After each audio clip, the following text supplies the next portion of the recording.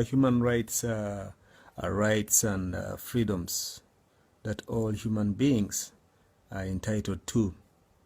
And these are rights that guarantee dignity, that guarantee fairness, that guarantee equality and respect for all in society.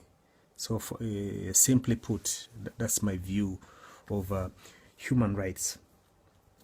Regarding the issue of how I use them, first of all is the self-awareness of what my rights, human rights are, and the awareness to know that these are my human rights and I'm entitled to them. That's one way I would say that I use human rights.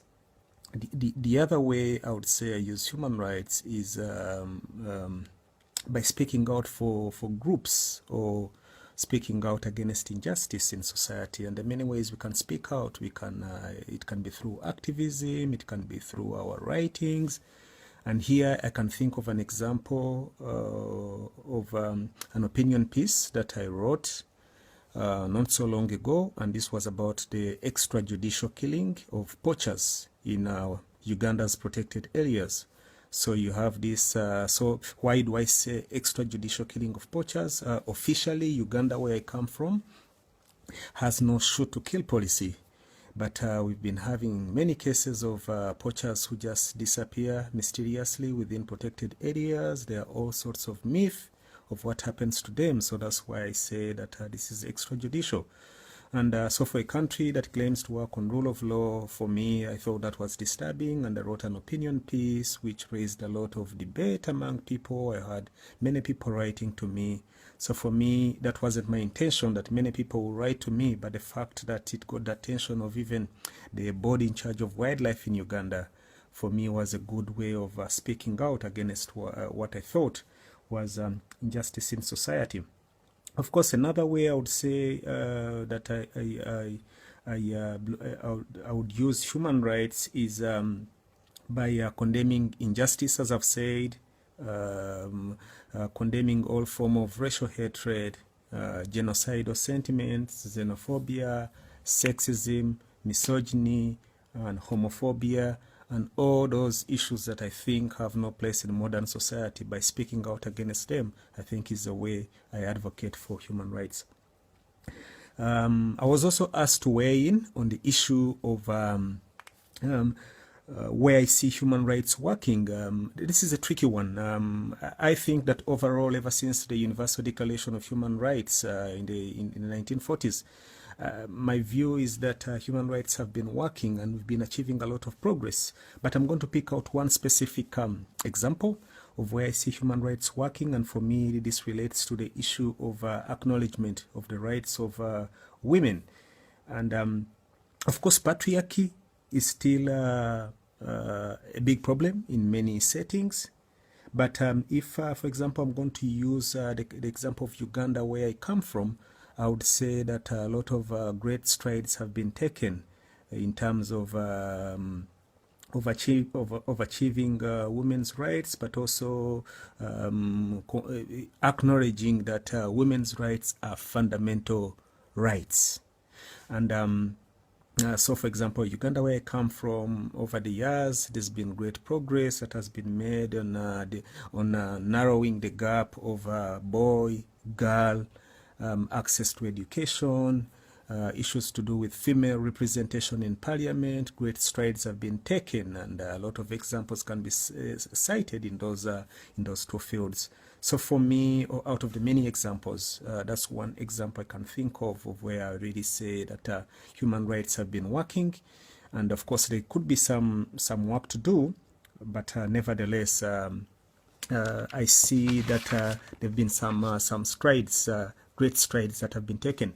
I was also asked to weigh in on the issue of an example where human rights are being a problem or where they are limited. And for me, the first example that comes to my mind is the issue of minority groups and also indigenous communities, especially their land rights. And again, I'm going to give an example. Some of these rights were, like in the case of Uganda, some of these rights of these minority groups were taken away during the colonial administrations, and the subsequent regimes that followed after independence. Through the reproduction of the colonial state, there were no attempts at returning, for example, land taken away. And I think for me this is a big problem, because I do my research around wild protected areas in Uganda, especially conservation parks in Uganda, and I've been able to interact with some communities who were removed from some of these protected areas by the British. And in one of the areas I'm talking about is that there was an outbreak of an epidemic. And once this epidemic broke out, the British colonial administration asked all these people to leave this land. And these were vast areas of land. And once these locals left this land, over years and years, animals moved into this land, and they multiplied in great numbers. Once the epidemic was over, and then the people wanted to come back to their land, the British told them they could not come back. Of course, there were attempts by the locals to force themselves onto the land, but of course this was met with a lot of force. And so you'd say that this is one good example. And of course, there have been several attempts, but remember, sometimes these are minority groups. They don't have a lot of legislative power. They don't have a lot of politicians to help push for their agenda. And this becomes a problem. And I wouldn't want to just leave Uganda, leave this to only Uganda. In neighboring Kenya, for example, there's been a complaint that has been submitted to the United Nations Special Rapporteur on the promotion of justice over the removal of locals from the ancestral land by the British Army, which land was subsequently given to European settlers. And this issue is still unresolved. And it's not just in Kenya, as I've told you, not just in Uganda, but even in other countries in Africa. You can think of such examples. So for me, this is where I feel human rights can be faulted a lot. The issue of indigenous communities all over the world, the issue of locals who were removed from their land, dating back to the colonial era, and this has never been resolved even by subsequent governments years and years after these countries achieved independence. And for me, I think this is one gap. So thank you for listening to me, and I hope you find what my contributions helpful. And stay safe, and